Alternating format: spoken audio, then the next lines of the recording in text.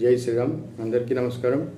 నేను మీ శేషగిరి సృష్టి, astrologer and వాస్తు సిద్ధాంతి ఫ్రమ్ సికింద్రాబాద్. నేను ఈరోజు మీ ముందుకి శ్రీ క్రోధినామ సంవత్సర ఉగాది మేషరాశి వార్షిక ఫలాలు చెప్తున్నాను. దయచేసి ఈ వీడియోని పూర్తిగా చూసి నచ్చితే లైక్ చేయండి, సబ్స్క్రైబ్ చేయండి.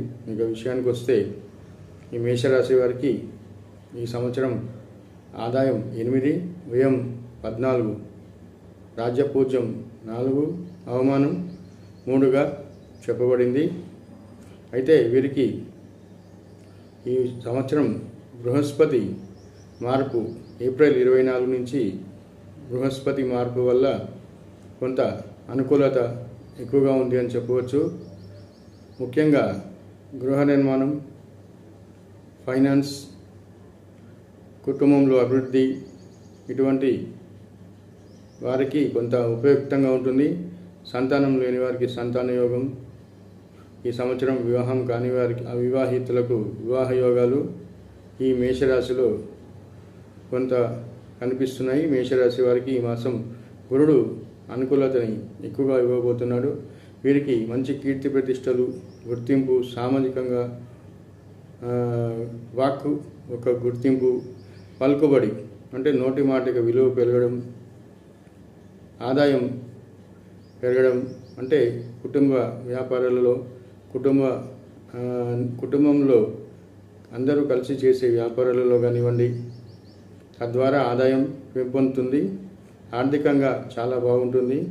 ఈ మాసం కొంత మొదటి సంవత్సరం శనీశ్వరుడు లాభకరంగా ఉన్నాడు కాబట్టి ఈ సంవత్సరం శనీశ్వరుడు మంచి ఆర్థికంగా కూడా వీరికి లాభాన్ని చేకూరుస్తాడు. ముఖ్యంగా రాజకీయ నాయకులకి పదవీ లాభం ఖచ్చితంగా ఈ సంవత్సరం ఇస్తాడు. ఉద్యోగస్తులకి ప్రమోషన్స్, ఇంక్రిమెంట్స్ లభిస్తాయి.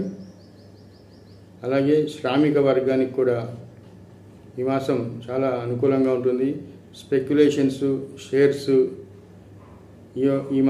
ఈ సంవత్సరము మేషరాశి వారికి అనుకూలంగా ఉంటాయి. ఎందుకంటే గురుడు ఏప్రిల్ 24, 2024 నుంచి మేషరాశి నుండి వృషభ రాశికి మారడం, ధనస్థానంలోకి గురుడు మారడం వల్ల వీరికి ఈ సంవత్సరం అంతా వ్యాపారాలలో లాభిస్తాయి.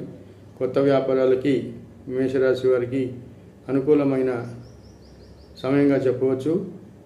అయితే కొంత కేతువు కొంత అనుకూలంగా 6వ స్థానంలో ఉన్నప్పటికీ కొన్ని శత్రుబాధలు కూడా ఎక్కువగా ఉంటాయి.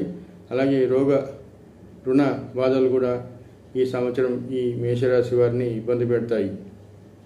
మీ యొక్క వ్యక్తిగత జాతకానికై, సంపూర్ణ జాతకానికై నన్ను ఈ ఫోన్ నెంబర్లో అపాయింట్మెంట్ తీసుకొని సంప్రదించగలరు. Thank you for watching me.